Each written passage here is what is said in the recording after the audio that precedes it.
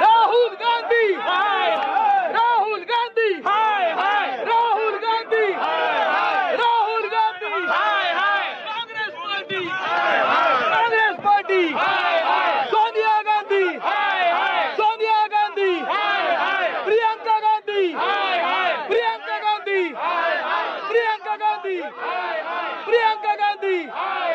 Rahul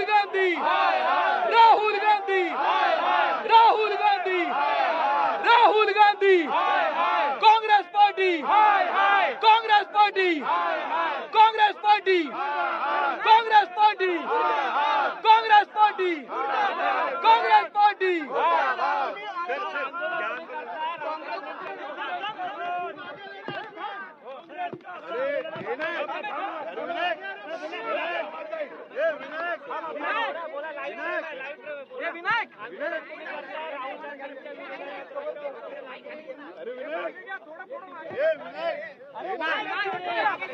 Congress party आणि राहुल गांधींनी या देशामध्ये अराजकता पसरवण्याचा विडा उचललेला आहे। स्वतःचं संपलेलं राजकारण पुन्हा एकदा जिवंत करण्याकरता या देशामध्ये आग पेटवण्याचा प्रयत्न राहुल गांधी करत आहेत। राहुल गांधीच्या आणि काँग्रेस पार्टीच्या तसेच महाविकास आघाडीच्या या नकारात्मक आणि घाणेरड्या राजकारणाचा आम्ही निषेध करतो। जो राहुल गांधी गेल्या अनेक वर्षांमध्ये माजी राहुल गांधीला चॅलेंज आहे की त्याने आपला पासपोर्ट पब्लिसाइज करावा। कुठल्या वर्षी कुठल्या देशामध्ये त्यांनी देशाच्या कुठल्या दुश्मनांची भेट घेण्याकरता परदेशवारी केली होती याचा तपशील त्यानं उघड करावा असं माझं राहुल गांधीला चॅलेंज आहे।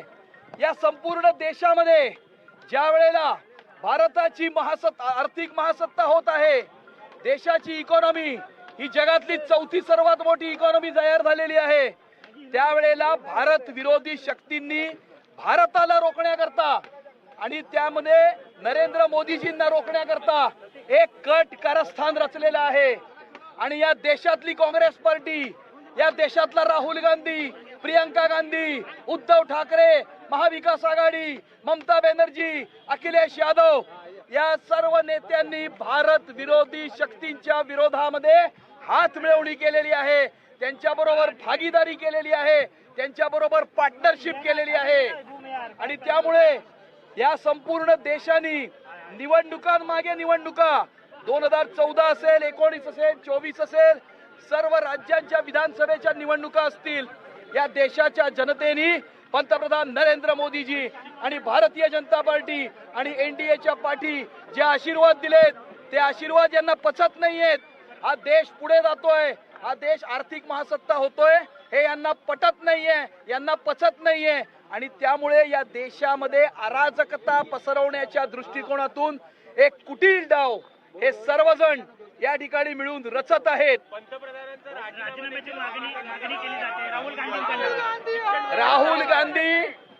राहुल गांधी हा विरोधी पक्ष नेता नसून हा पर्यटक नेता आहे। गेल्या अनेक वर्षांमध्ये राहुल गांधीने अमेरिकेमध्ये जाऊन या जगाच्या वेगवेगळ्या देशांमध्ये जाऊन भारताच्या विरुद्ध वक्तव्य केली, भारतीय सेनेच्या विरुद्ध वक्तव्य केली, इलेक्शन कमिशनच्या विरुद्ध वक्तव्य केली। या भारताच्या बाहेर जाऊन भारताच्या विरुद्ध वक्तव्य करणारा लीडर याला कुठल्याही प्रकारे नरेंद्र मोदीजींचं नाव सुद्धा घेण्याची याची लायकी नाही। हा विरोधी पक्ष नेता तर नाहीच, हा पर्यटक नेता आहे। उद्धव ठाकरेंचं म्हणणं असं आहे की गेल्या 12 वर्षाची ही नकारात्मकता जी आहे ती आता बाहेर येते या आंदोलनाच्या माध्यमातून। उद्धव ठाकरेंच्या नकारात्मकतेचं सर्वात मोठं उदाहरण हे आहे की 1947च्या नंतर या देशाच्या राजकारणामध्ये असं कधीच घडलं नव्हतं की एखादा व्यक्ती मुख्यमंत्री पदावर असताना त्यांचे 90% पेक्षा आमदार त्यांना सोडून जातात, त्यांना त्यांच्याच पक्षातून बाहेर काढतात। याच्यातनंच आपल्याला कळतं की उद्धव ठाकरेंची लायकी काय आहे. आणि उद्धव ठाकरेंची लायकी ही शिवसेनेच्या आमदारांनी दाखवून दिलेली आहे. आणि त्यामुळे उद्धव ठाकरेला नरेंद्र मोदीजी किंवा भारतीय जनता पार्टीवर बोलण्याचा काही अधिकार नाही.